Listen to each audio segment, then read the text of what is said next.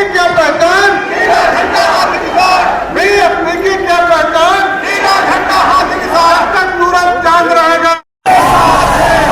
संघर्ष करो,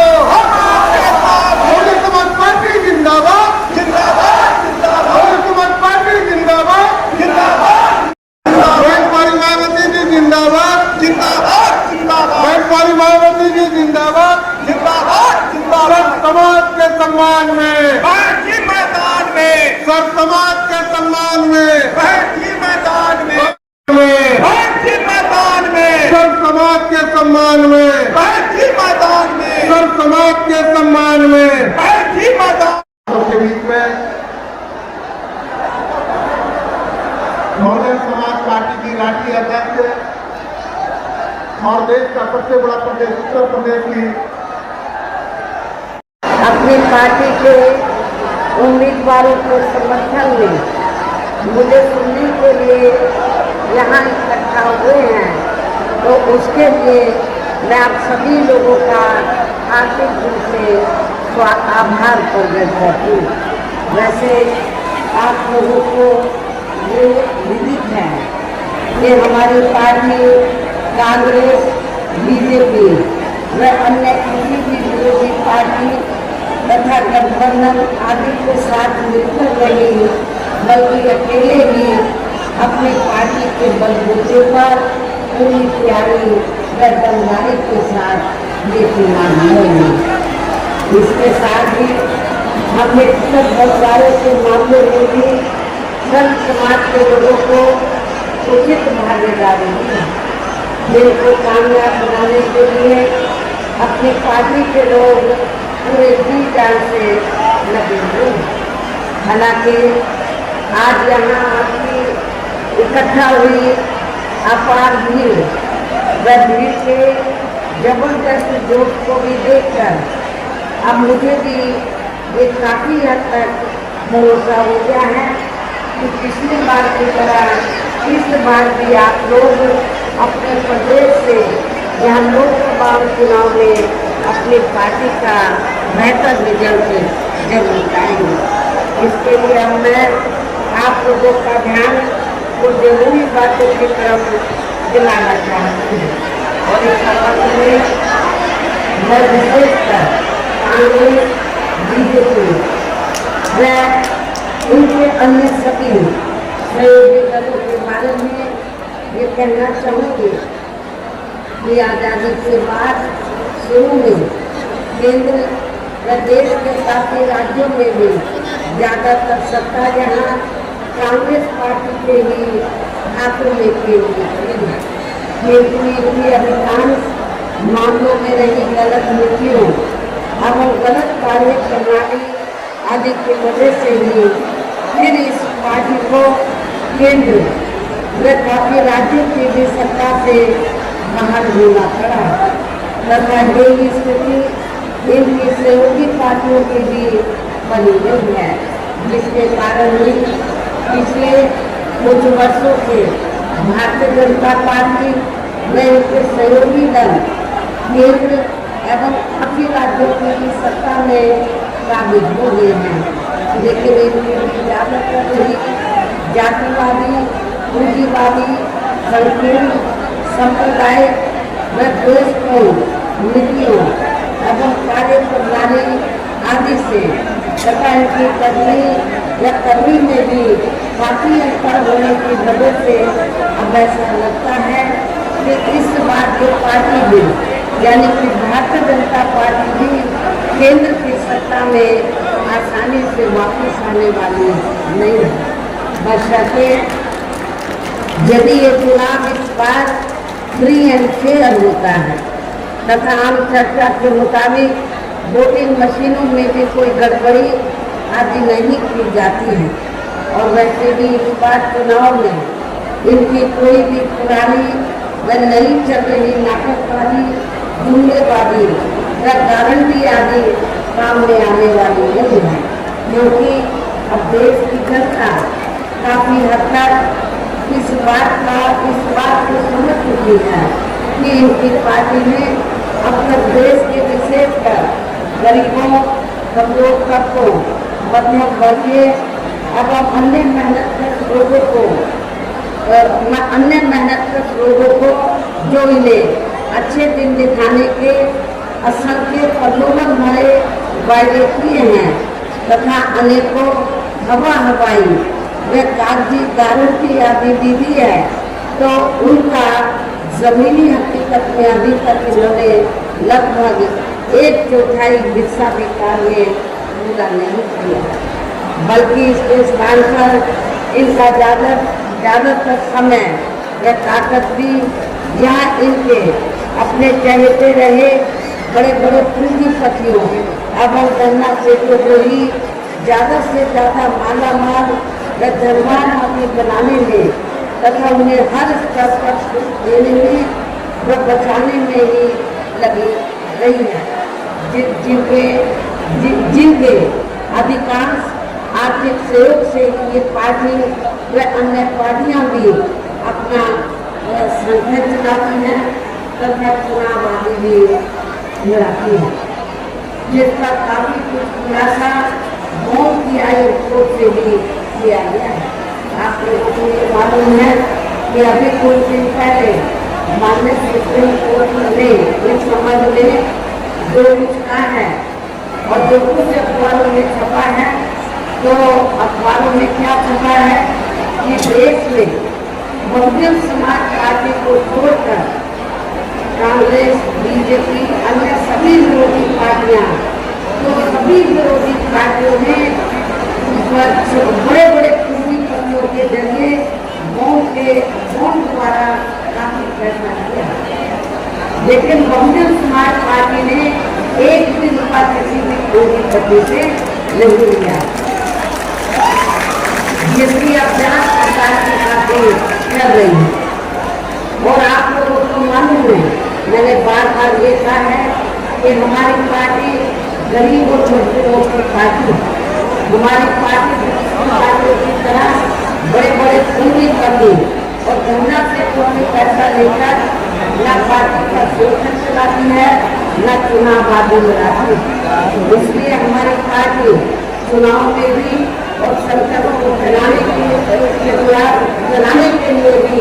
अपनी पार्टी के कार्यकर्ताओं से ही पूरा आर्थिक सहयोग लेकर तो संगठन को भी चलाती है, चुनाव आदि भी चलाती है। इसके साथ ही अब ऐसा लगता है कि कांग्रेस पार्टी की तरह ही बीजेपी ने भी केंद्र के तमाम सरकारी जांच एजेंसियों का ज्यादातर राजनीतिकरण भी कर दिया है। इसके अलावा देश के किसान वर्ग भी वर्तमान बीजेपी की सरकार में शुरू से ही अपनी विभिन्न समस्याओं को लेकर काफी ज्यादा दुखी व परेशान रहे हैं और अभी भी हैं, जबकि यूपी में 4 बार हमारी पार्टी के लिए सरकार ने इनके हितों का भी हर स्तर पर विशेष ध्यान रखा है। इतना ही नहीं बल्कि केंद्र में घूमती रही कांग्रेसी सरकार की तरह ही वर्तमान भाजपा सरकार में भी इनकी जातिवादी संप्रदाय एवं पूंजीवादी सोच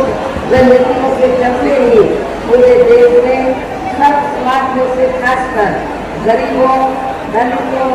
आदिवासियों, पिछड़े वर्गों, मुस्लिम एवं अन्य धार्मिक अल्पसंख्यक समाज के लोगों का भी पूर्ण रूप से विकास का उत्थान आदि नहीं हो सका है। और इस संदर्भ में जैसे आप लोगों को ये मालूम है कि पूरे देश में यहाँ दलितों, आदिवासियों एवं अन्य पिछड़े वर्गों का सरकारी नौकरियों में वर्षों से अधूरा पड़ा आरक्षण का कोटा भी अभी तक पूरा नहीं भरा गया है। विशेषकर एससी व एसटी वर्गों के सरकारी कर्मचारियों का पदोन्नति में आरक्षण भी अब काफी हद तक प्रभावी बना दिया गया है। और इस मामले में आप लोगों को ये मालूम है कि जब उत्तर प्रदेश में समाजवादी पार्टी की सरकार थी, तो समाजवादी पार्टी की सरकार ने इन वर्गों के सरकारी कर्मचारियों का पदोन्नति में आरक्षण बिल्कुल खत्म कर दिया था। साथ ही केंद्र व राज्यों में भी विरोधी पार्टियों के सरकारों ने इन सभी वर्गों को प्राइवेट सेक्टर में आरक्षण दिए जाने की व्यवस्था किए बिना ही इनकी सरकारों के ज्यादातर सरकारी कार्य प्राइवेट सेक्टर के जरिए ही इनके बड़े बड़े पूंजीपतियों व धनराशि को आदि को ही दिए जाने के कारण अब इनको पूरे देश में आरक्षण का बहुत कम लाभ मिल रहा है। इसी प्रकार इनका अन्य और मामलों में भी शोषण व उत्पीड़न आदि होना अभी तक भी बंद नहीं हुआ है। इसके साथ साथ मुस्लिम व अन्य धार्मिक अल्पसंख्यक समाज के लोगों की भी हालत हर स्तर पर यह काफी ज्यादा खराब व दयनीय ही बनी हुई है। इतना ही नहीं बल्कि पिछले कुछ वर्षों से केंद्र व अधिकांश राज्यों में भी बीजेपी व आरएसएस की सरकारों के चलते हुए अब इनका विकास एवं विज्ञान आदि होना भी काफी हद तक बंद ही हो गया है। आए दिन इन पर खासकर हिंदुत्व की आड़ में हो रही जनजाति भी यहाँ काफी ज्यादा चरम सीमा पर पहुँच चुकी है। इनके साथ साथ अपराध समाज में से विशेषकर गरीब लोगों की भी हालत हमें कोई खास अच्छी नजर नहीं आती है। और सबसे बड़े दुख की बात यह है कि जब से यूपी में बीजेपी की सरकार बनी है तो तब से पूरे यूपी में अपर कास्ट समाज में से खासकर ब्राह्मण समाज का भी काफी ज्यादा शोषण व उत्पीड़न हुआ। हर स्तर पर ब्राह्मण समाज का भी काफी ज्यादा शोषण व उत्पीड़न हुआ। ये बात भी किसी से छिपी नहीं है। इनकी गलत कृषि नीतियों के कारण किसान वर्ग भी आए दिन आंदोलित हो जाता है। साथ ही उनकी गलत आर्थिक नीतियों की वजह से देश की अर्थव्यवस्था पर भी इसका काफी बुरा प्रभाव पड़ा है, जिससे यहाँ विशेषकर छोटे एवं मध्यम वर्गीय व्यापारी वर्ग भी काफी ज्यादा दुखी व परेशान है। और अब केंद्र में टूटती रही सरकारों की तरह ही वर्तमान भाजपा सरकार ने भी यहाँ पूरे देश में गरीबी, बेरोजगारी एवं महंगाई आदि भी लगातार काफी ज्यादा बढ़ रही है। देश में हर स्तर पर फैला भ्रष्टाचार भी अभी तक खत्म नहीं हुआ है। साथ ही अपने देश की सीमाएं भी अभी तक पूरे तौर पे सुरक्षित नहीं है। ये भी बड़ी चिंता की बात है। ऐसे में अब आप लोगों को देश में हो रहे लोकसभा चुनाव में कांग्रेस, बीजेपी की सहयोगी पार्टियों को भी केंद्र की सत्ता में आने से जरूर रोकना है। जिनकी गलत नीतियों या गलत कार्य प्रणाली आदि को आप लोग काफी हद तक आजमा भी चुके हैं। ऐसी स्थिति में अब ये विरोधी पार्टियां इस चुनाव में भी किस्म किस्म के साम, दाम, दंड भेद आदि अनेकों हथकंडे इस्तेमाल करके केंद्र की सत्ता में आने की पूरी कोशिश में लगे हैं, जिनसे अपनी पार्टी के लोगों को हर स्तर पर काफी ज्यादा सावधान रहना है। और इस मामले में विरोधी पार्टियां अपने अपने पक्ष में हवा बनाने के लिए खासकर मीडिया, ओपिनियन पोल व सर्वे आदि का जो बड़े पैमाने पर इस्तेमाल कर रही हैं, तो उससे भी अपनी पार्टी के लोगों को बिल्कुल भी गुमराह नहीं होना है। इसके साथ ही विरोधी पार्टियों के विभिन्न ऋतु में जारी किए गए इनके हवाई व प्रलोभन भरे चुनावी घोषणा पत्रों एवं वायदों आदि के बचावे में भी अपनी पार्टी के लोगों को कतई भी नहीं आना है। जिन्हें ये पार्टियां चुनाव खत्म होने के बाद ज्यादातर अमल में नहीं लाती हैं। और अब जिन पर से देश की जनता का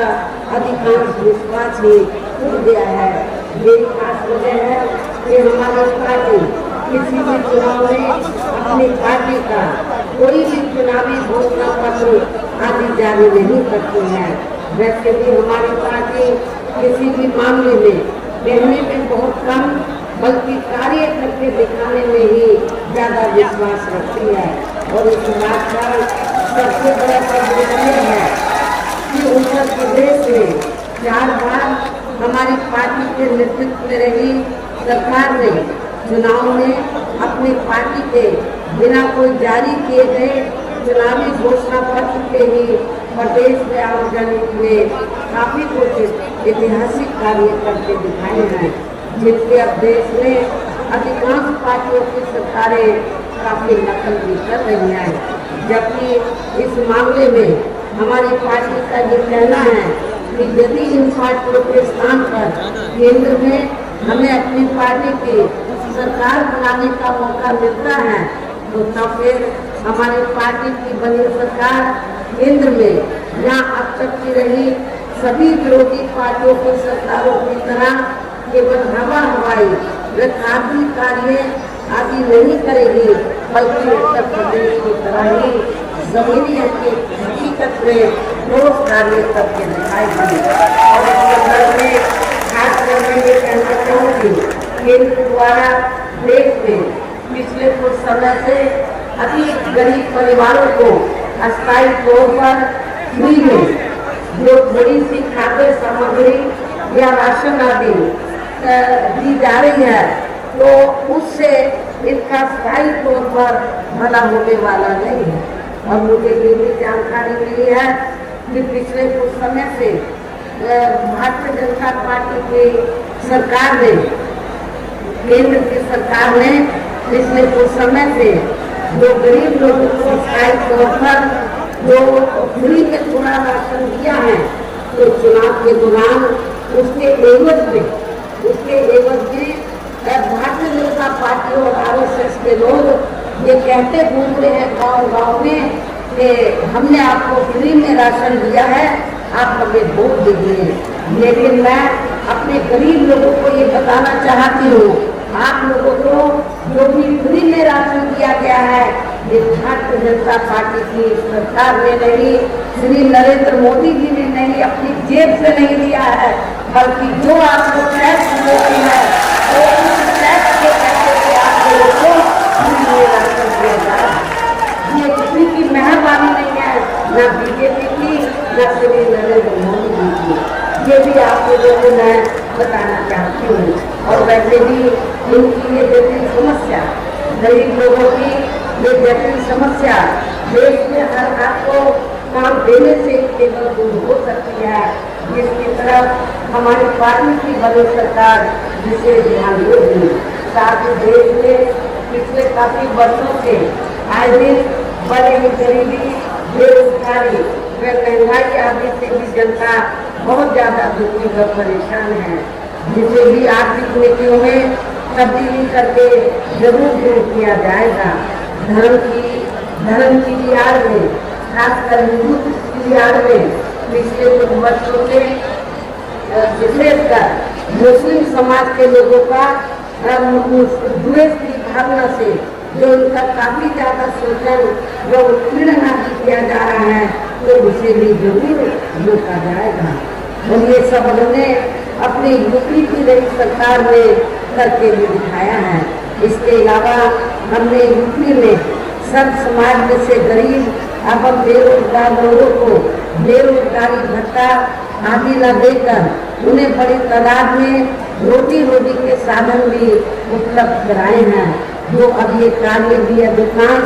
ठंडे पड़े हैं, जिनको फिर केंद्र में BSP की सरकार बनने पर प्राथमिकता दी जाएगी। कहने का तात्पर्य ये है कि देश में इस समय हो रहे लोकसभा चुनाव में विरोधी पार्टियों के जारी किए गए उनके हवाई या प्रलोभन भरे चुनावी घोषणा पत्रों आदि के बहकावे में अब यह खासकर देश के अति गरीबों, मजदूरों, बेरोजगारों एवं अन्य मेहनत लोगों को बिल्कुल भी नहीं आना है। और अब इन्हें ऐसी सभी विरोधी पार्टियों को हर हालत में केंद्र की सत्ता में आने से जरूर रोकना है, जिनकी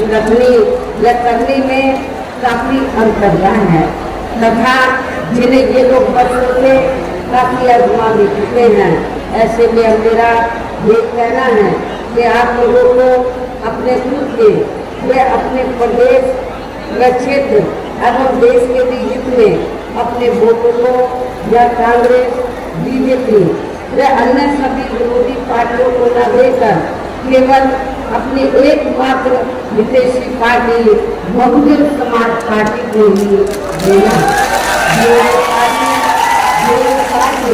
उत्तर प्रदेश की तरह ही केंद्र में भी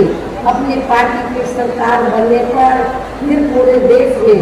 यहाँ अपनी पार्टी की सर्वजन हिताय व सर्वजन सुखाय की नीतियों पर आधारित की सरकार चलाएगी। इसके साथ साथ केंद्र से जुड़ी आपके क्षेत्र की जो भी आज स्थानीय समस्याएं होंगी तो उन्हें भी जरूर दूर करने का हर संभव पूरा प्रयास किया जाएगा। साथ ही यहाँ गरीबों, मजदूरों,